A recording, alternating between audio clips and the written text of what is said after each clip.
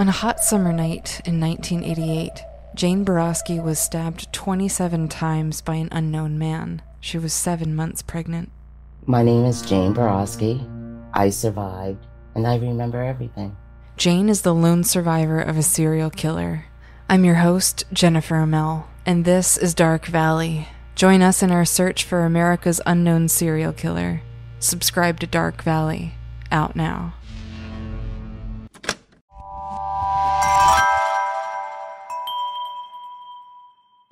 Slow Burn Media and Evergreen Podcast presents Who Killed, a podcast that provides a voice for the voiceless.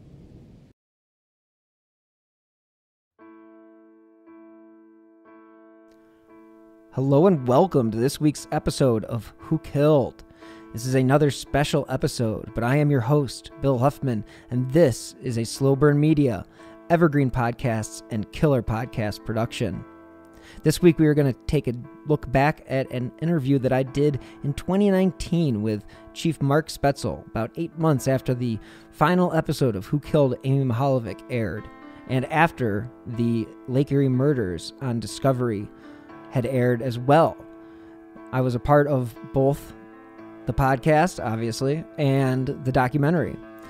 And so, on this week's episode, with it being Thanksgiving, I figured we should continue to look at this case because there's somebody that's not sitting at the table at the Mihaljevic family Thanksgiving, and that is Amy. So, if we can still keep an eye on this case and keep her case in the spotlight, hopefully we will one day get the answers that we're all looking for. But until then, I implore you to keep an open ear. If you hear anything, if you know anything, say something. And thank you to the Mihaljevic family for letting me cover this case and the Bay Village Police Department. Hello, and welcome to this week's episode of Who Killed Amy Mihaljevic. I am the host and producer, Bill Huffman, and on this week's episode, we will take a deep look into the case that has haunted the community for nearly 30 years, and we will discuss some of the possible leads that have come from the podcast, as well as the documentary that aired on Investigation Discovery.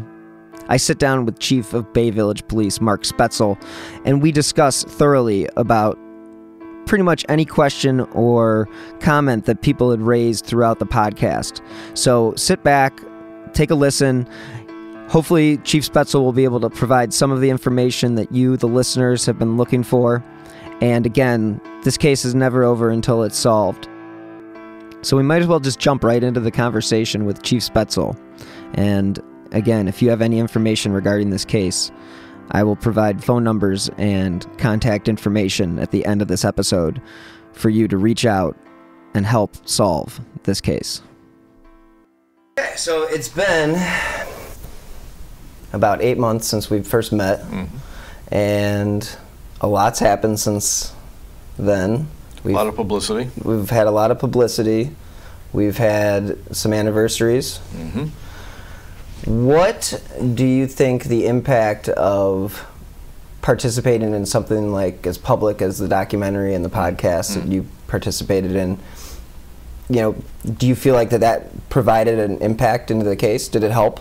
Yeah, absolutely. I've always said that we're going to need the media's assistance to get out word to the public, because the public, I still believe, is the key to solving this crime, and therefore we need their input. And sometimes we have to remind them, you know, we have to kind of prompt them a little bit that this case is still out there unsolved, and we need their help in solving it. So the podcast, the documentary, after each one, we received additional leads and tips. So it served its purpose. You know, we're never done until this case is solved, so we will always, you know, look for media to assist us in getting that word out. But you know, there's no doubt in the last year that there's been a renewed interest in the public.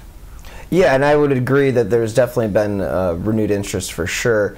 And I think with the, you know, with the new technology, and I mean, you look back at 2018, and people will look back. I mean, people who look at cold cases, people like myself, or people who are investigators, will look back and say, okay, this was the watershed year where, you know, it kind of had the turning point where, okay, we can take this information that we had from maybe 20 years ago, and now we can actually use it.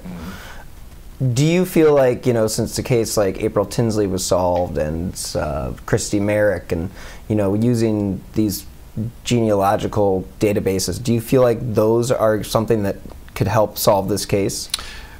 Not today. However, in the future, with increased technology and advancement in DNA, we have always tried to stay on the forefront of DNA information. And usually that's through the private sector. Public sector catches up with the private sector at some point. So we watch to see what's coming out as far as technology and advancements in DNA on the private sector.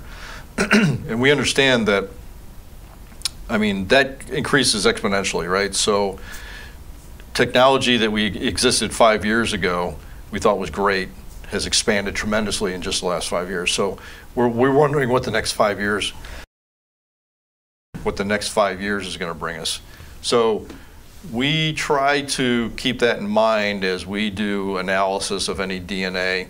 And as you know, we have DNA in this case, but as I've always said, it's not the DNA that you're going to throw into the CODIS database, the national database of convicted offenders, and get a hit back. So we can't do that. So we have other ways of working with that DNA, but keeping in mind that our technology we have today does not allow us to definitely use that familiar DNA, which you've heard so much about in 2018. Right. We're not to that point with our DNA yet. Okay. So the DNA that was used to solve those cases, they may have had a bigger or a larger piece of DNA. They had different DNA that was more effective to be utilized in that case, right? We do not have that, but we're hoping that someday the technology will advance to the point where with what we have, they'll be able to use that type of technology, but we're not quite there yet. Now, recently there was, news stories about, and even on my podcast, it was mentioned that there were 3 hairs found. Is there anything that you can comment on that?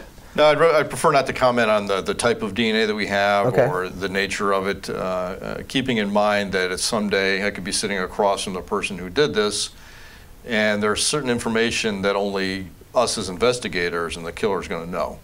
And we like to keep that, pretty solid, because it's not unusual for somebody to confess to a crime they didn't commit, ironically, and we need to be able to drill down into that information to determine if the person's actually involved. Well, in this case, that actually did happen, right? It happened several times, yeah.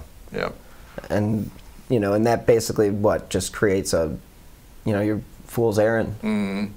Well, you think of the John Benet Ramsey case and other cases that are high profile. People have a need for whatever reason to insert themselves and garner attention. So it's not unusual, and we understand that, so we have to be prepared for that kind of thing, and we are prepared for that. So the idea that somebody could step forward and say, hey, I did this, but you got to check these certain boxes in order to say, correct. Yeah, you're really the perpetrator. Correct. Mm-hmm. Interesting. Now, in regards to, you mentioned staying up to date with what the private sector is doing. Does the private sector reach out to you also? Is that something that they do, or is that something that you just have to keep up with yourself? I wouldn't say they reach out to us. They're more than willing to work with us if we reach out, but we're not quite at the point to work directly with them. It's more of, we like to see where the technology is going. And of course, the public DNA experts, those at the labs, they kind of keep up on this as well. So we get information from them about where the technology is headed and what the possibilities are in the future. But we also reach out to the private labs and say, where are you at? What are you doing? What's coming down the pike? So we have some idea of where we might be going. Gotcha. Now, as far as one of the questions that arose during the podcast was from listeners, and that was, why in 2016 did you release the blanket and the curtain, and why did you wait the 27 years to do that? Well, it really wasn't a matter of waiting. What it was is a matter of resubmitting evidence that had already been analyzed using new technology, and that new technology identified things that we hadn't seen before. So you have, again, we had a ton of evidence from Ashland County that was picked up. We resubmitted as much as we possibly could to have a new look at it. And again, the technology back then is not the technology of today. So in resubmitting it, they found things they had not discovered before, and that's why that came out. So it really wasn't a matter of withholding it, it was a matter of identification. Yeah, and one of the questions that people are, they question is because, well, how are they going to remember what they had 27 years ago? But if I think back to any cases or any old cases or open cases, there isn't really necessarily a website that's got all the pictures of everything that was found. That's so right. It's not like this was, that's all great to look back in hindsight, 2020, but in reality, you can't just throw all this stuff out there, especially in 1989. Well, you don't know what evidence means until you can connect it to something. Right. So a piece of paper you find on the road near a crime scene means absolutely nothing until you can connect it to something. If you were to throw out everything, it would just be a gumbled mess of stuff. And until you can show some value of that evidence, it really isn't worthy to put out in the public because it means nothing at that point. And you had boxes upon boxes. Yeah, we collected hundreds of items just from the body area. So it's just impossible to one, know what's what, right, and then what should the public even know. Yeah, and it's not something you would do in any investigation, is just take all your evidence, take pictures, and throw it out to the public and say, hey, what do you guys think? I mean, that would be a nightmare. Right, and with armchair, detectives these days, sure. and I think that's where a lot of that question comes from. The armchair sleuths, and hey, to each his own. But the question, I just had to ask the question in regards to, what the delay was. It wasn't really a delay. It was just the technology wasn't there yet. That's and right. Just like you said about a few minutes ago, was the technology isn't there yet to use the DNA that you have. Right. This case will be 30 years old this year, her abduction in October, and there's very little information that we have not made public that is important. I mean, after 30 years, what are you going to retain?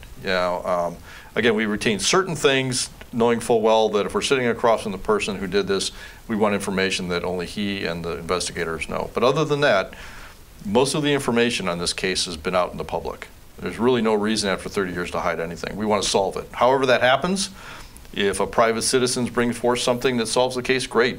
They get credit for that. We don't care who gets credit. We just want to have it solved. So we're not in the job of, parsing out information here and there just to kind of keep feeding. That's not what we're doing. Again, the curtain was put out because of new technology identified as thing. If there was something else that was valued, we would have put it out already, unless we developed it, from here on out. Yeah, so a lot of the stories that you're seeing on the news and stuff right now is basically, they're kind of just doing the anniversary stories and follow-ups and kind of covering the information that's already been out in the public for a decent amount of time. Correct. So in your opinion, there isn't really any new information that has come out that would be imperative for the public to know. We have received probably well over 100 tips. And some of those tips are rehashed from old tips, some are new information, and tips some have more value than others, but we look at all of them, so we're going through all these tips. When did those tips come in? They started in 18. We got some after your podcast, we got some after the anniversary, we got some after the documentary aired, so they come in spurts as information goes out. And so we look at every tip that comes in, we're looking at it. I think what the public needs to understand too is that when a tip comes in, we don't go back to the tipster and say, here's what we found. That's just not proper investigative protocol. So a lot of people feel as though, okay, I provided information, I never heard anything, so I don't think they did anything with it. Well, nothing could be further from the truth. The reality is we can't go back to, you can just imagine somebody would make something up just to find out what the investigation is doing if the reality was that investigators got back to everybody who submitted a tip. And I think most people understand that. They just want to see it solved. They're not looking, there's a natural curiosity, obviously. But if somebody's giving information solely so they can find out where it goes, we're not in that business. We don't do that. No. So the idea here is if you submit a tip, we get back to many people. Some we don't. But we get back to them because we have follow-up questions for them. So if somebody calls in a tip and they don't hear back from us, they can rest assured that we followed up on it, but we didn't need any more additional information from them. If it leads somewhere, eventually they may find out because we'll contact them again. But the bottom line is we don't get back to people with answers to what their tip meant. We just don't do that. And I think that is an absolutely great thing to say, because a lot of people are under that misconception that once you phone a tip in and you don't hear anything, then they feel like, oh, it went into the ether, and and they don't care. Yeah. And like you just said, it's the furthest thing from the truth. Right. I understand that perspective, though. If I'm calling something in, how do I know that it was followed up on? You know, but that's what we do. We devote a lot of hours to these follow-up, and they take time. So even tips we got last year, we're not through all those tips. Yeah, because they take time. And if you did follow, I mean, let's say you did reach out to the people that did put in those tips, you'd have to have a whole new department for that. Just to get back to them. Just to get back to them, right. and that's just it's right. But sometimes things develop, and we have further questions for the tipster, and we'll get back with them and ask them those. And we always ask, you know, do you have contact information? So if we have further questions, we can contact you. And like I said, sometimes we do that. Now, one of the questions that arose that I just was inquiring and wondering about when I was putting together the podcast, it came up in one of the episodes, and whatever happened to Amy's backpack? Was that ever found? It was never found. No. We know that we know that it's missing. Okay.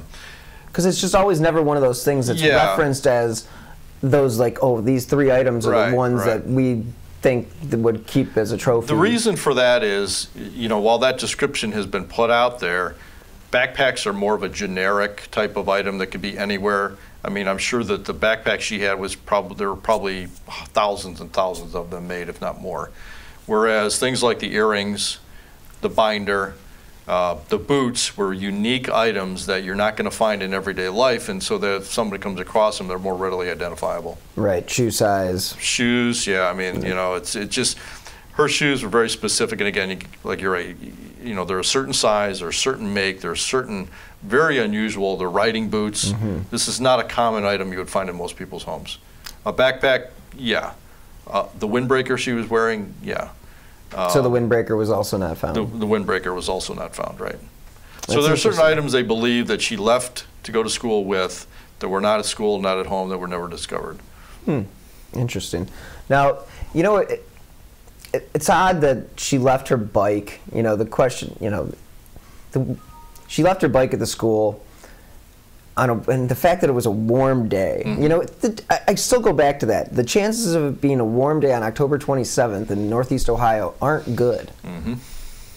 And it's like, the perpetrator who set this up, I mean, what did he do? Did he tell? Do you think he told? I mean, obviously you can't answer this, but because you don't know. But I mean, why did she leave her bike at the school and not ride her bike over to the plaza?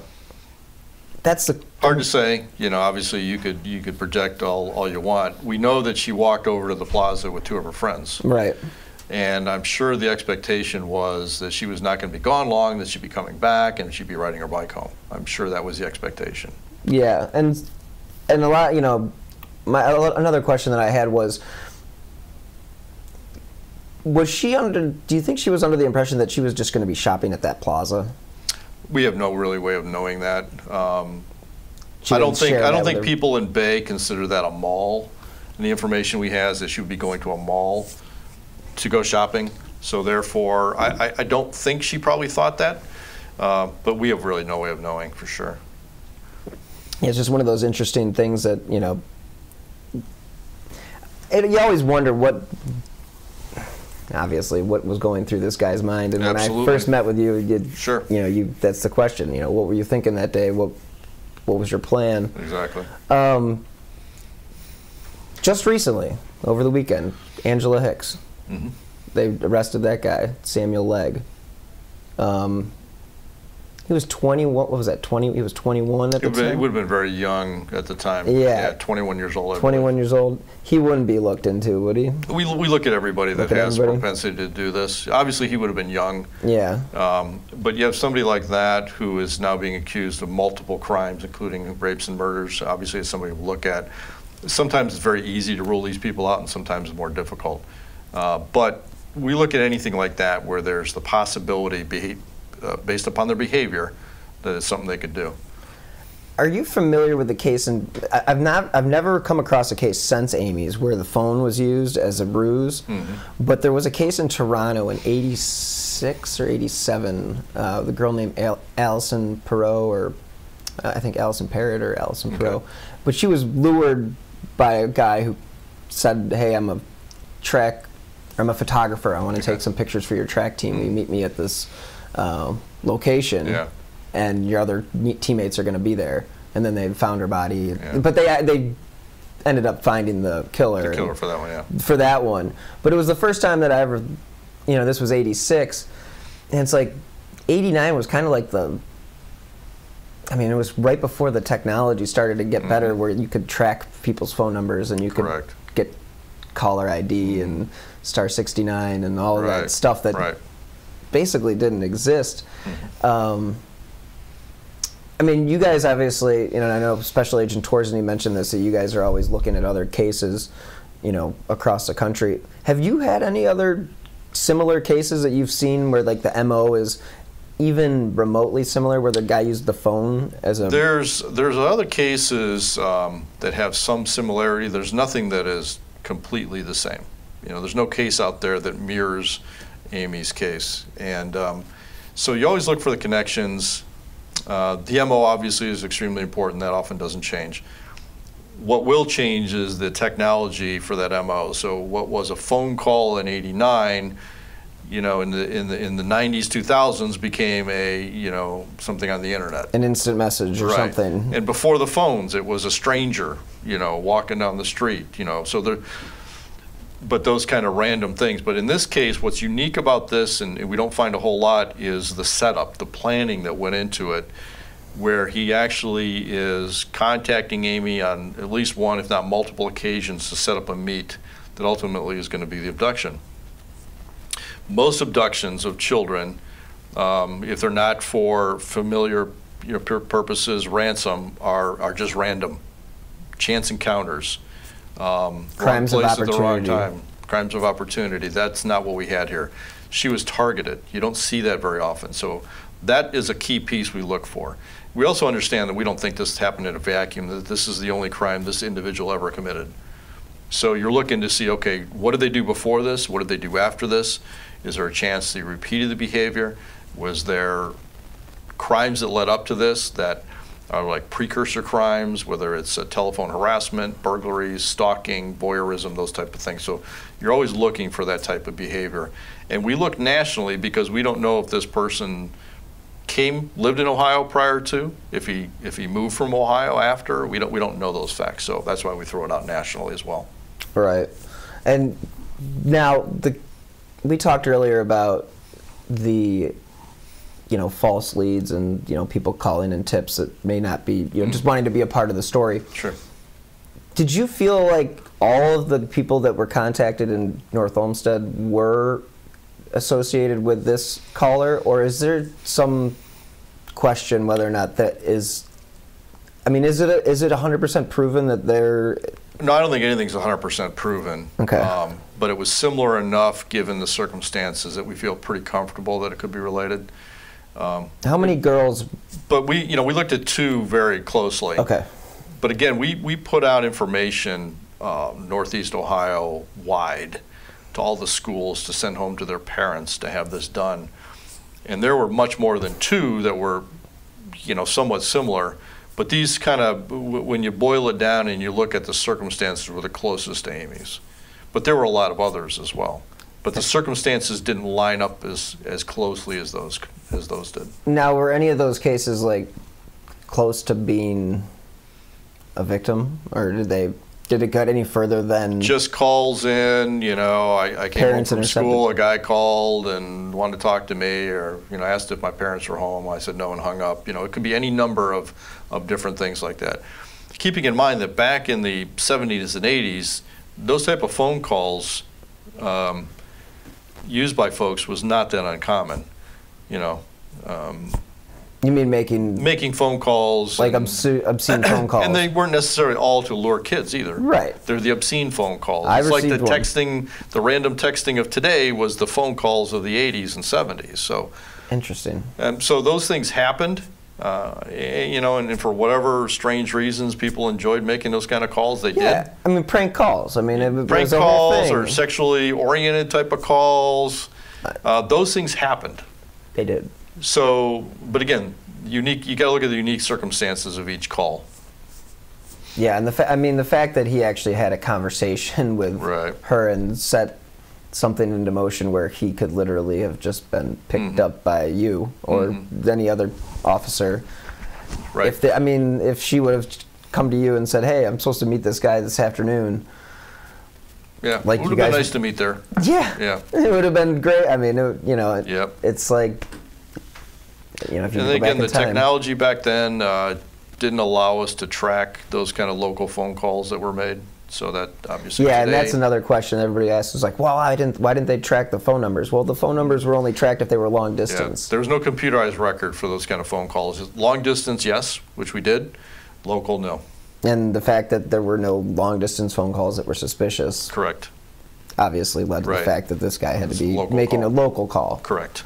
But that doesn't mean that he couldn't have come from somewhere out of and then made no idea. Yeah, the only thing I can tell you is, that for somebody, the FBI behavioralists will tell you that for somebody to commit a crime like this, they have to have some familiarity with where the abduction takes place. They need to have some familiarity where the body is disposed of. And in this case, 50 miles apart, we're always looking for those connections, as we've talked about before. Right. And, the parents were obviously not suspected right off the bat. There was no suspicions of the parents. And, you're pretty much left with what the kids are told you. And for 30 years almost, we've been basically, the story that we know is what she told her friends. Correct. Had she not talked to her friends, we'd know a lot less today than we currently do. So you're correct. We are relying on the information obtained from her friends that she relayed to them. That's really what it comes down to. And then also the eyewitness testimony of young 5th, 6th graders that saw her at the shopping center. But that's all you've got.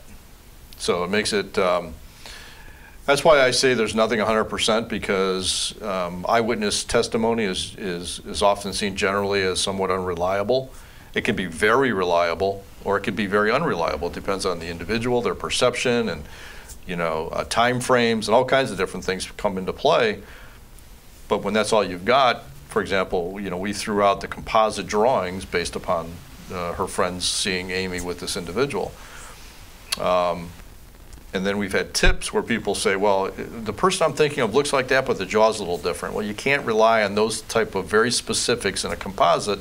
Composite drawing is more or less a general appearance of what somebody looked like. It's not going to be specific down to eyes and nose and glasses, all uniformly, yeah, this is the exact person. That's not the way a composite generally works. So that in and of itself, when it was put out days after the abduction, generated literally thousands of leads that had to be followed up on.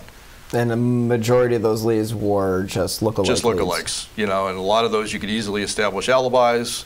The person was at the grocery store working that day, seen by 10 people. Okay, check that off. But you follow up on all those because you don't know. And so that involved a lot of investigative resources. And even though we had probably 40 to 60 agents working on the case immediately after it happened, that eats up a lot of resources. Oh yeah, But when that's all you've got, you go with what the information is you have available. Yeah, and again, this wasn't something that you guys waited 24 hours. This was something that was immediate. In the works. Boom, Right. Margaret came to you guys, and it was on the media or on the news that night, and Correct. The firestorm started that day, and it hasn't stopped really since. Exactly right.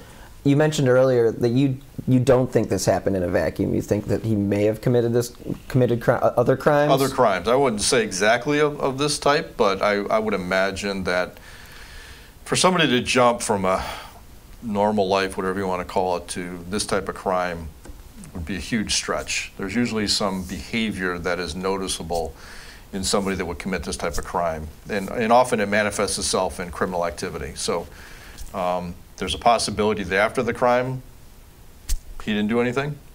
But there's a really good chance that before the crime, there was some behavior that people would recognize. Again, things like making phone calls, making prank calls, making sexual type crimes, burglaries, voyeurism. Pushing the envelope each time. He's testing to see where his point is, and he keeps. And generally, what happens, they'll keep escalating. This is not enough anymore. It's kind of like a drug. Mm-hmm. You take a certain level of drug and it's fine, but then you become used to that and you need a little bit more. Right. This type of behavior is not. It's pretty analogous to that, and I think that you would see a slight progression. Does that mean that there's not a chance that, he just is a one and done? Yeah, there's always the exceptions, right? And we have to consider that. But more often than not, there's a pattern to this. Yeah, so he could easily have just changed his MO and, technology is going to catch me if I do it that way, so I'm going to move on. I'm going to use the internet now, and I'm going to lure kids through the internet. Or, the classic of a pedophile getting involved in a group that has access to kids, that still happens. Boy Scouts, Girl Scouts, church, any sports leagues, school, you name it, school, teachers. It's very common for those that have an interest in a certain group to get involved in those groups. I mean, it's common. So that could be in a play somewhere too. You don't know. So you have to look at all avenues, and that's what makes this so frustrating for law enforcement. Is we've looked at all these angles, and you're just not finding that one thing that's a home run. And you keep going back, and you circle back, and you look, and you look, and you look, and you still can't find that one thing. You mentioned last time about the electronic database. Now, is that something that it's completed and you're able to use it? Yeah, we have an electronic database that basically has all our tips and leads in it, has all our follow-up investigations. We can search that database by names and in a lot of different ways. That database contains, I wouldn't even want to guess, I have a way to quantify it, thousands upon thousands of suspect names in it. Interviews, at least that number of interviews times whatever. You think about one individual might be called and a suspect could have 50, 60 interviews associated with it.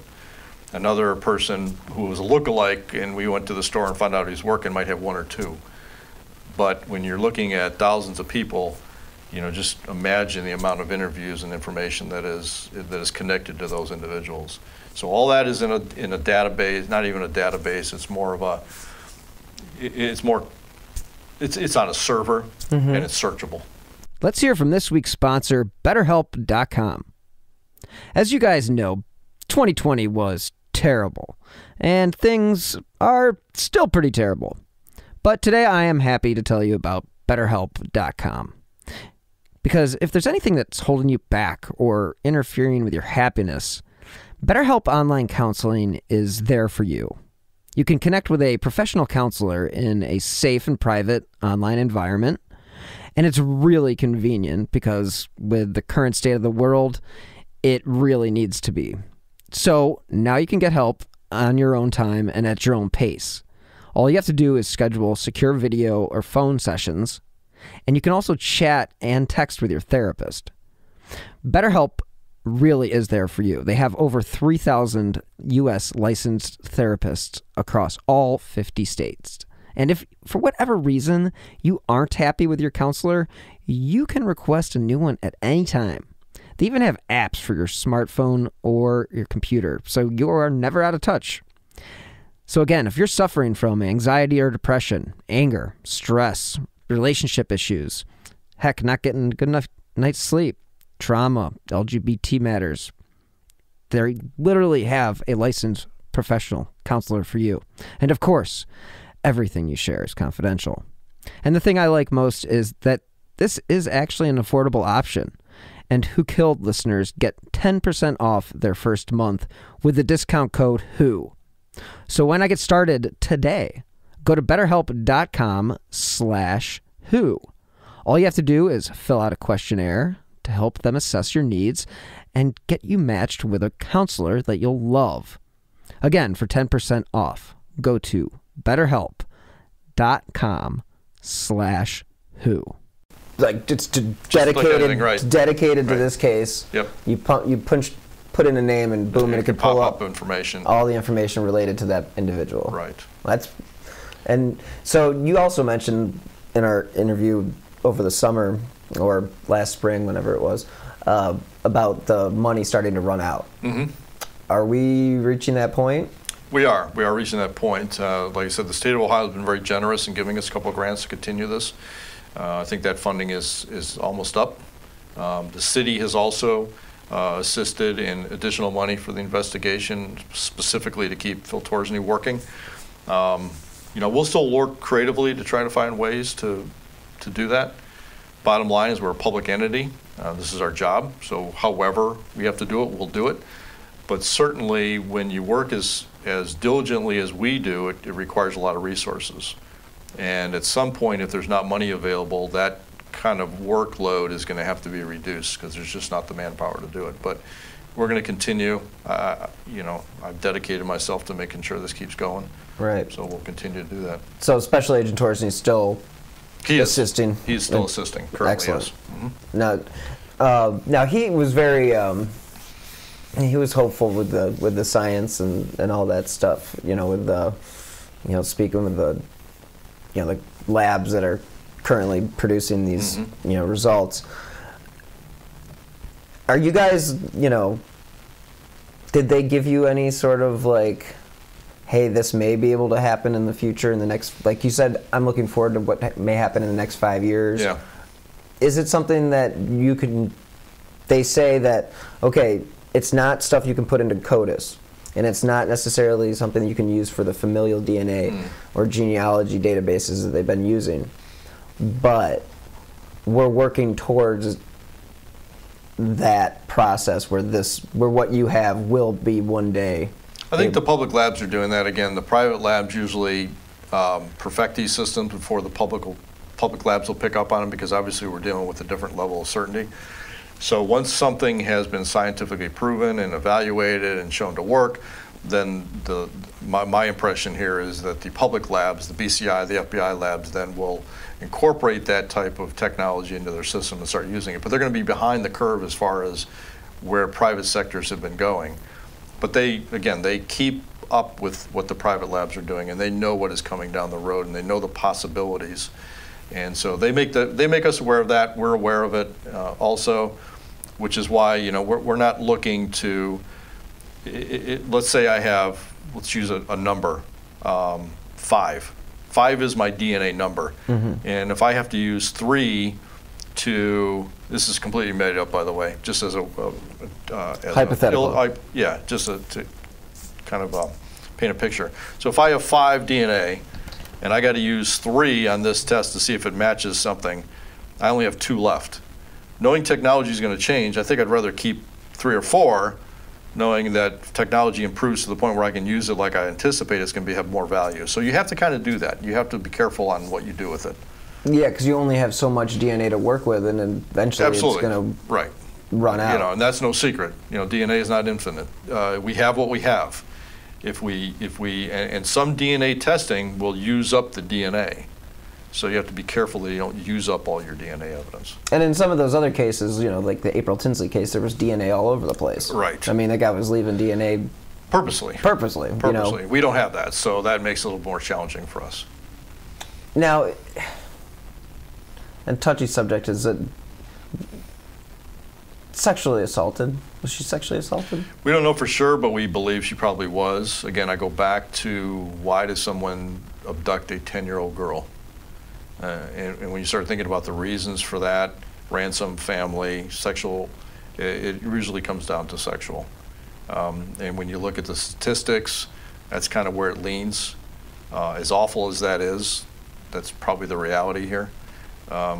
Unfortunately, due to the decomposition of her body, that will never be 100% determined.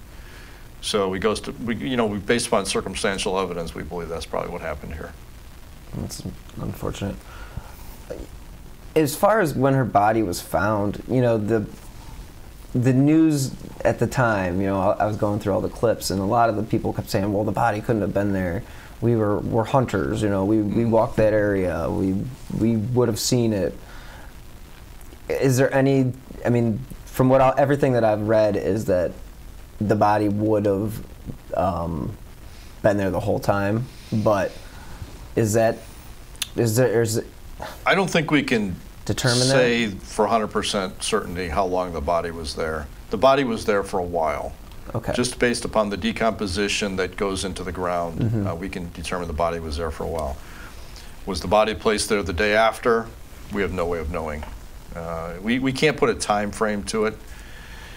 What you do is, you talk to the entomologists, you talk to those folks, and they'll say the body was there for quite a while. It was also a very cold winter. Not a lot of precipitation.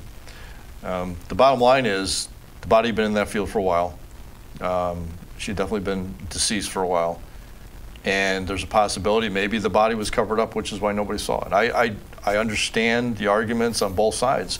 If I'm a bus driver or I drive that, how do I not see somebody laying 15 feet away off the roadway? Right. And all one day a jogger finds that. How does that happen? You know, and there's always a possibility her body was covered with something and either blew off, was removed, whatever Possibly the case may covered be. with a curtain With or a curtain, blanket. correct. So we don't know that for sure. Again, a lot of these is just theories. Mm-hmm. So you got to be careful when you have a theory that you don't try to force the facts into the theory. You got the theory that stands on basically what you know and what's possible. So that's not, a theory can't necessarily be your all-encompassing driving force. It's just that, it's a theory. And you work with that, but you don't eliminate other things because it's not fitting into your theory. Especially when facts come that contradict it, you have to be careful. Yeah, I think you find that a lot of times when you see cases where people are wrongfully convicted, where it's just they get a narrow focus, and it's just like, okay, well, it had to have been this guy because it was, and then they just kind of discount everything else that comes along the way. And I think a lot of folks that view this case from the outside are looking at bits and pieces of it. I forgot what the old story about the elephant, right? But if you have the inside knowledge of the investigation and everything that's encompassing, you understand why some of this doesn't make sense that people propose. But our job is not to go out and argue with those who have limited knowledge of the case and say you're wrong. It's not what we do. That serves no purpose, quite frankly. What we want the public to understand is that we need information. And I know I've used this probably 100 times in interviews, but I just picture this large puzzle. We've got all the pieces. Maybe we're missing a couple. But until we get people to help us put the pieces in the right place, and then grab those couple pieces that we don't know, that's kind of where we're at. We have a lot of information. We probably have enough information, if I was to throw out a number, we probably got 90% of the information to solve this case. If we had 99%, it doesn't do us any good until we get that 1%. We got to be 100%. The puzzle's not complete until all the pieces are in place. So you can't get that whole view of what it is until you start putting it all together. And sometimes people give us information that helps us to clarify that picture and add a couple pieces. So that's kind of the analogy I like to use because that's how I picture this playing out, finding a few more puzzle pieces to finish it. Do you do any of the interviews yourself? I have not, since I've been chief since 2013, I probably have not done any interviews whatsoever. In the past I did. I was in charge of our detective bureau from 99 through 2013, so I did a few of those, obviously. Prior to 1999, we had other folks that were part of the investigative team that did the majority of those. All that information obviously is documented and it's well within our reach. But as far as my personal involvement, it's hard because I want to be more involved, but I know I can't. My job description doesn't allow me or afford me the opportunity to give it that much time. But I'm still involved in what's going on day to day, for sure. Now, is there anybody actively at the FBI working on the case? There is an agent assigned. Okay. Yep. And then that agent assigned, if she needs additional resources, obviously can call on anybody, including the lab, other resident agencies, whatever she needs. So if we got a tip in another state, she would coordinate with that resident agency in that state to send out a tip to have it investigated. So we use that resource quite a bit because we as Bay Village Police don't have the resources to fly around the country to follow up on tips and leads. It's not possible. So the FBI has been a tremendous partner with us in this. And that's one of those saving graces in the sense that, like, they were involved pretty much right off the bat. They were from almost day one. And that's because, well, a bunch of them lived here, correct, right, in the city. So, I mean, this is a city where people want to live, and yeah, it says something when somebody comes in from the outside in law enforcement and they say, where should we live? We want a place that's safe, that we can raise our families, and they get told Bay Village. And that's really what happens. So you had a lot of residents living, a lot of FBI agents living in Bay Village. Now, you said that and I don't know if you were just saying this as just a number, but you mentioned there might be somebody with 50 or 60 interviews associated with them. Mm-hmm. Do you feel like you've talked to the killer? It's really hard to know. We have done so much work on individuals. The circumstances of some tips are better than others. Some are more intriguing. Some get you closer to where you want to be, I believe, in the terms of the facts surrounding a suspect. But we've done so much work on some of these people that I'd be surprised if, because we've done so much, if the person was involved, just because we vet out these people completely. So everybody that's been out there as far as the public may know, and then obviously you guys know other stuff, but for the public to know, those individuals have been vetted, yes, seriously vetted. Completely. Yeah. And what it comes down to is, to rule somebody out 100%, in my mind, you've got to have an ironclad alibi with multiple independent witnesses, with no skin in the game, saying, couldn't have possibly done it. We know when she was abducted, this person was here. We got 3 people that can say he was here. I'm not so narrow focused, like, okay, somebody said he was at work. It can't be him then. We like to be sure of ourselves, so that's why we keep that pool so wide. But the bottom line is, when you do literally weeks and weeks and weeks worth of work on an individual, you have a pretty good feeling of where their involvement may or may not be. And the bottom line is, nobody's been arrested. Speaks for itself. Mm-hmm. In the documentary, mm-hmm. there were some interesting things that they talked about as far as some of the ways that they went about interrogating certain suspects. Mm-hmm. That was all true? Yeah, there was sodium pentothal, whatever you want to call that, used on one of the suspects back in the day. That was probably 90. Hypnosis was used on witnesses and others that may have information to try to draw out additional facts. So things that you would think are, movie related, obviously. Polygraphs were used as needed. Multiple interviews. A lot of different techniques were used. In fact, there was a database created back in '89 as tips started coming in. And kind of a new phenomenon back there, where you get so much information, is how do you take all that information and make sense of it? So they developed a database, which now you could call whatever the Microsoft database is, whatever that term is. But back in the day, they created a database out of note cards where the tips used to come in. Mm-hmm. That technology and the procedures that were developed through the Mihaljevic case and some of the investigative methods actually evolved into the protocol that is still used today for missing abducted children. As far as getting information out right, having leads come in and making sense of all the leads as they come in and being able to analyze leads. Just this multitude of information. You think of the Boston bombing or things like that, where you've got so much information flowing in that people want to relate. How do you manage all that? In this case, was one of the first, certainly in this area, where that type of public input was vast and had to be organized. And some of those, like I said, some of those methods that were used are still used today. Here's a question. Do you polygraph now? Have you used the polygraph on a lot of people? Or is that one of those things that it's just, you feel like, okay, it's time to bring in the polygraph? Yeah, it really depends on individual circumstances. We've certainly done our share of polygraph examinations. We don't obviously force anybody to do them. Often, surprising maybe to the public, is we often work with attorneys and with people. So if, Joe Smith is a suspect and I want him to take a polygraph and he's got an attorney, we'll work with the attorney. And, we're very cooperative in that manner. You think about it this way, if Joe Smith didn't do it, we want to know that and move on. We don't want to waste a lot of time on Joe Smith if Joe Smith wasn't involved. So the quicker we can get to that point and the more investigative methods we can use to establish that, the better. And so most of the time, people are very cooperative, surprisingly.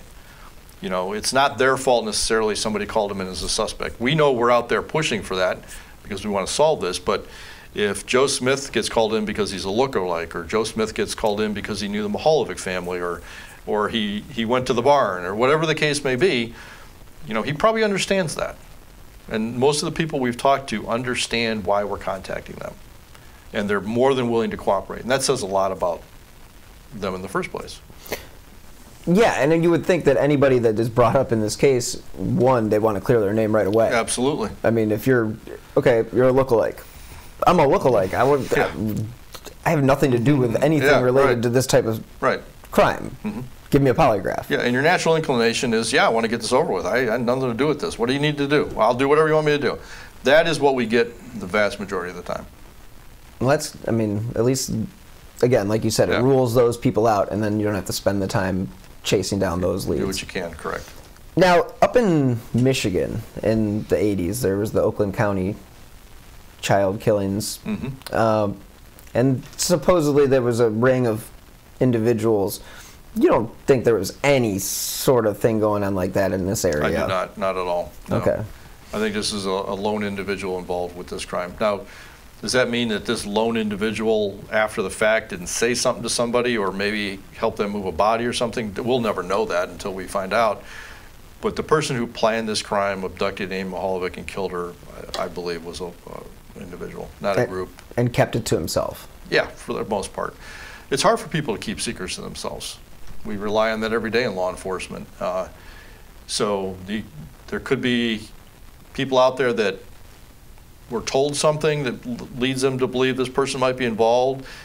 Is there somebody out there who has direct knowledge? There could very well be. I want that person to call me right now. In fact, we'll stop the interview here today if they want to give me a call. Dave. That's kind of what we're looking for. We believe there's somebody out there that knows something we don't know yet. It would be very important for us to know.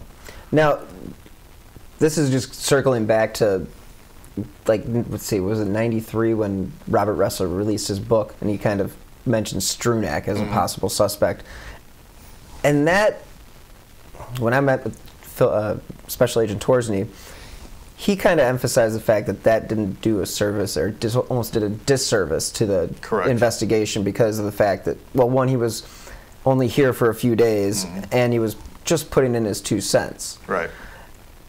But the public, in their mind, they hear one of the top FBI behavioralists say, "We think it was. I think it was this guy." Yeah, right. And boom, did tips start to slow down at that point? Well, I think what happens is the public then has a perception that that individual probably do it. They just can't prove it, and we've seen that in other instances with other names being thrown out there, where this person looks good for whatever reason, and this person said he did it, so we as the public don't know any better, but this person's saying it, so it's got to be true. Those things harm an investigation. One person committed the crime, not the thousands and thousands of people we've had called in as suspects, obviously. So our job is as important for me to protect, well, I should say it this way, it's as important for me to find a killer as to protect the innocent people who are accused. That's an important part of my job, is to not allow that information to get out there that could tarnish somebody for life and really affect them forever. If they had no involvement, they had no involvement. My job is not to react and start naming suspects or commenting on every person who did that. Again, other than to say that if somebody's called in a suspect and it's common knowledge in the public for whatever reason, you can rest assured we did a ton of work on that individual and spent a lot of time with them. I think the public gets a piece of information, thinks it's great, doesn't have the knowledge and value of all the information we have, and just takes and runs with that. And I understand that, but I think it's irresponsible to throw out names of individuals involved in a crime when you have no proof. It harms them, it harms the family, and it does a disservice to the investigation, because other people will say, well, I think law enforcement knows this person did it, they just can't prove it. That's not true. Right. As I sit here today, there's nobody that I say, I think this person did it, I'm just waiting to get more information to arrest him. We're not there. So Strunak was definitely not the guy. Oh, he, obviously, he had weird connections to the Amy Center and. Yeah, there's always, but a lot of people had weird connections to the case for a variety of reasons, and that's why you look at them, right? But it doesn't mean they were involved in the homicide. And so while circumstances were unusual, that's what creates our interest. That's why we look at people. But you're right. The individual comes in, he analyzes the case, he writes a book. He just happened to be here for that little snippet of the investigation and feels that was him. Had he come at any other time, it would have been another person, because we had people coming in and out of the case all the time. So that's just the nature of this investigation. And as a behavioralist, it was probably not the most responsible thing to put the name in the book, especially for the investigation that's not closed. Correct. But the public, of course, is going to take that as almost truth, because this guy's... Sure, he's an expert. He's a law enforcement expert. How many times do you see him go on a different show and they talk about a suspect in a notorious crime in the country? Right. And then everybody's fixated. Well, that's got to be the guy. They're talking about him. Well, we've got our own notorious right. guy. we got the guy who called Whitey Bulger working on this case. Right. So it's just, I think that it's the nature of the public now to grasp onto these things and run with them and think that, okay, this must be it. You amateur sleuths, armchair quarterbacking, whatever you want to call Monday morning quarterbacks, whatever you want to call them. Whatever, yeah. And I get it. I understand that completely. Our job is to filter out that noise and stick with the facts. And when there's another drum beating out there, sometimes it's hard to ignore, but you really have to. You got to stick and do with what you know. It does no good to respond to those things. You can't do anything about it, other than to say, and hope people trust that you actually are working on suspects, and that if somebody was named, there's probably a really great chance that, police probably looked at that. Yeah, and did their due diligence. Yeah, and then some. Yeah, exactly. So basically, as far as the listeners, anybody that's come up through this case, they can be confident that they have been thoroughly investigated. Yep. And exactly right. And you're not at that point where you can say, I think it was this guy, but we're just waiting for that. We're not there. It's not there. Not at all. Do you feel like you're in a better place today than you were a year ago before we met? I think so. I think any time that you can work on a case and eliminate and clarify, it's a good thing. Our enemy has always been the passage of time. People die, people's memories fade, people's memories change. That is our greatest enemy, is just the passage of time. So while we narrow things down and we put things that maybe in a little bit clearer focus, the passage of time sometimes negates that, But again, ultimately, only history will prove whether a tip coming in the future will be the one to solve it and make the rest of that a moot point. Now, if you were talking to the listeners and they know information, what would you like them to know? Well, we want them to obviously call us. We've had several tipsters call in and say, look, I feel weird calling because it's been 29 years. I've been sitting on this information, and we're completely fine with that. We understand the dynamics behind why people didn't call back in the day. We're still available to take that information. We still want to hear about it. We don't judge. We understand completely why people have not called in the past and are willing to call in now. So just call us. Call the number. So there's no judgment on anybody who's been sitting on information, because they don't know if it's information that's pertinent or not. They have no idea. And you're not going to judge them based on... Absolutely not.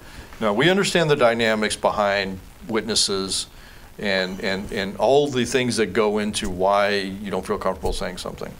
We've probably heard it all in the last 29 years, and we don't pass judgment on it. We understand it, but we want them to come forward. And that's really what's going to be the thing that solves this case. I think so. I mean, it's not other than deathbed confession. Exactly right. And we're getting at that point where, like you said, the passage of time. Right. I mean, it's going to be 30 years coming up, and that makes it very hard. Yeah, and the individual's still out there. So I appreciate the time again. Not a problem. It's good to talk to you again. Good to talk to you. Thank you guys again for tuning in to another throwback episode of Who Killed Amy Mihaljevic. This was an interview I got to do with Chief Spaetzel in 2019, and we sat down at the Bay Village Police Station, which originally was across the street from where Amy was abducted, but is now about a quarter mile down the road off of Wolf. So, if you know anything about this case, do you have any information about who this perpetrator may be, you can call 1-800-CALL-FBI, or you can call Bay Village Police at 440-871-1234. Now, these are also cases where you can put a tip into Crime Stoppers even. So, just be there if you know something, say something if you know something, and let's just all hope that we will get answers before the days are gone. So, hope the holiday weekend's treating you well, and I look forward to producing and airing new episodes next week. Until then, as always, stay healthy and be safe.